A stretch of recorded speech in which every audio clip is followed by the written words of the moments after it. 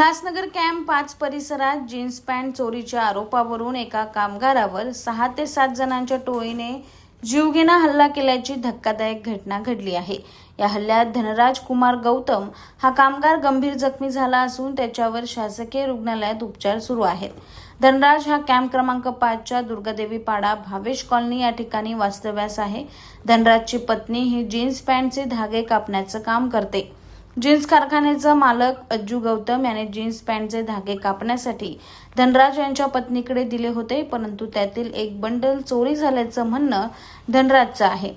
तशी कल्पना मालकाला देण्यात आली होती, परंतु जीन्स कारखानदार अज्जू गौतम आणि त्याच्या इतर साथीदारांनी पहाटे 5 वाजण्याच्या सुमारास धनराज याला घरातून उचलून कारखान्यात नेऊन जीवघेणा हल्ला केलाय आणि जीन्स पॅन्ट चोरी केल्याचा आरोप करण्यात आलाय।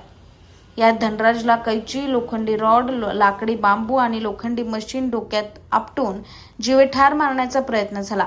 आता या हल्ल्या प्रकरणी हिल्लान पोलिसांनी योग्य ती कारवाई करावी अशी मागणी धनराजच्या कुटुंबियांनी केली। मेरा नाम धनराज है, धनराज गौतम। आया थे वो लोग, उनका पन्नी चोरी हुआ था, उनको बुलाया मैं। वो लोग बोले कि तुमने चोरी किया है।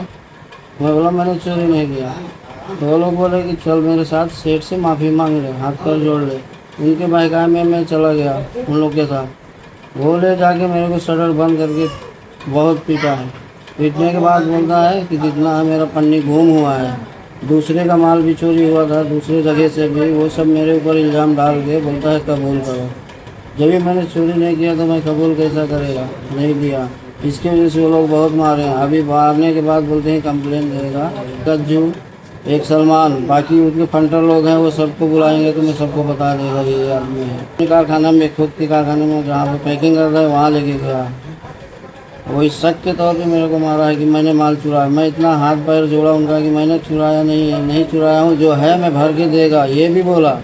फिर भी मेरे को मारे वो लोग।